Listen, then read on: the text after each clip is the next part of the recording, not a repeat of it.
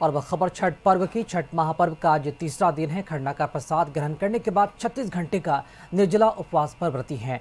आज अस्ताचलगामी भगवान भास्कर को अर्घ्य दिया जाएगा, जबकि 28 अक्टूबर को उगते सूर्य को अर्घ्य दिया जाएगा।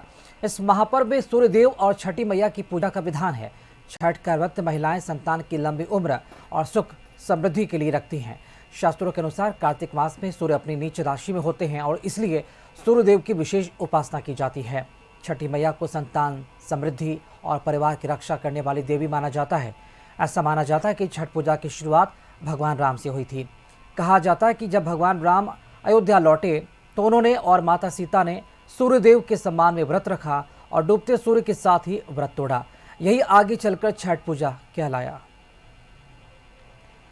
तो आज छठ पर्व का तीसरा दिन है। कल खरना का पर्व संपन्न हुआ और खरना का पर्व संपन्न होने के साथ ही छठ व्रतियों ने 36 घंटे का निर्जला उपवास पर शुरू हो गई और आज जो है अस्ताचलगामी यानी कि डूबते सूर्य को अर्घ्य दिया जाएगा। इन्हीं उम्मीदों के साथ उनके सारे कष्टों को, उनके सारे दुखों को सूर्य भगवान और छठी मैया हरण करे और सुख, समृद्धि, शांति, परिवार में खुशियाँ दे। और इसी के साथ साथ प्रभु श्री राम से छठ की शुरुआत हुई, ऐसा शास्त्रों के मुताबिक माना जाता है।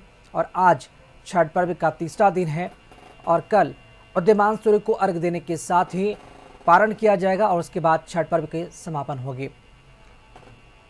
चलिए, इसी खबर पर अधिक जानकारी देने के लिए हमारे साथ रांची से संवाददाता राहुल इस वक्त हमारे साथ लाइव जुड़ चुके हैं। राहुल, आज अस्ताचलगामी सूर्य को अर्घ्य दिया जाना है, जाना चाहेंगे छठ घाटों पर क्या विशेष व्यवस्था की गई है छठ व्रती के लिए, क्या तस्वीरें अभी की?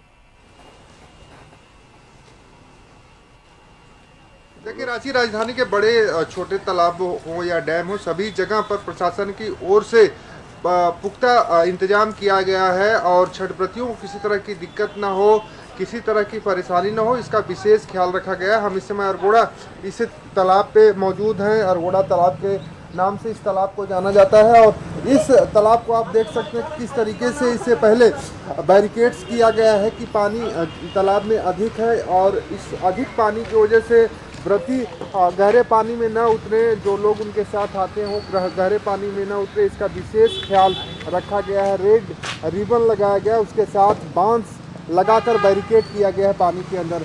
और जो घाटों की सफाई है, घाट की सफाई युद्धस्तर पर नगर निगम पिछले कई दिनों से कर रहा था, तो वो सफाई कहीं ना कहीं घाटों की दिखाई दे रही वर्तमान समय में। और भी रांची राजधानी में जो ऐसे स्थान हैं, जो ऐसे घाट हैं जहां पर खतरे के निशान से अधिक पानी है और वहां पर व्यवस्थाओं को देखते हुए प्रशासन की ओर से एनडीआरएफ तैनात की गई है, गोताखोरों की तैनाती है, उसके साथ ही साथ पुलिस बल की तैनाती की गई। किसी अनहोनी से बचने की पूरी कोशिश प्रशासन की ओर से की गई है। तो कह सकते हैं कि तैयारियां पुख्ता की गई हैं प्रशासन की ओर से। और आज जो है पहला अर्घ है, शाम में आज व्रती घाट पे पहुंचेगी और भगवान सूर्य की आराधना कर उन्हें अर्घ देने का काम करेंगे।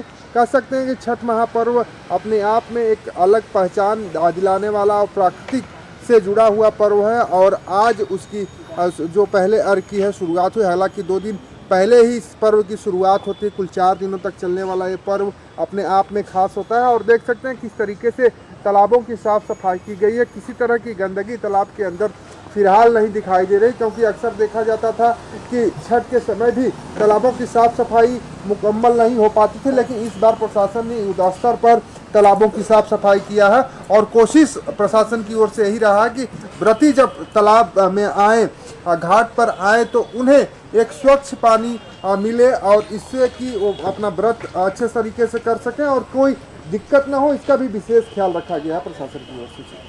जी चलिए, बहुत शुक्रिया राहुल खबर पर जानकारी देने के लिए, इन तस्वीरों को साझा करने के लिए आपका। यानी कि रांची के जो घाट है, प्रशासनिक व्यवस्था यहाँ पर सचमुच की गई है और वहाँ पर भी मुकम्मल व्यवस्था के साथ छठ घाटों को तैयार कर लिया गया है। इंतजार है तो संध्या अर्घ का, जब छठ व्रती इन तमाम व्यवस्थाओं के बीच वहाँ पर छठी मैया और भगवान भास्कर को अर्घ देंगे। बुलेटिन में फिलहाल इतना ही। देखते रहिए कशिश न्यूज़। नमस्कार।